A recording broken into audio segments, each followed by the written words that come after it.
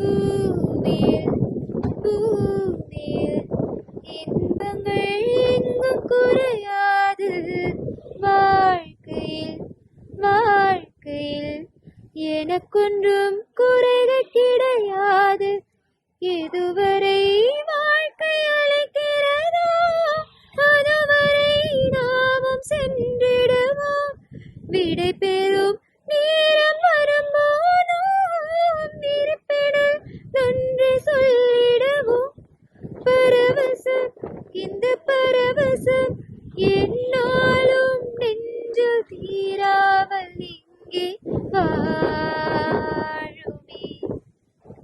கடவுள் தந்த அழகிய வாழ்வு உலகம் முழுதும் அவனது வீடு. கண்கள் மூடி வாழ்த்து பாடு.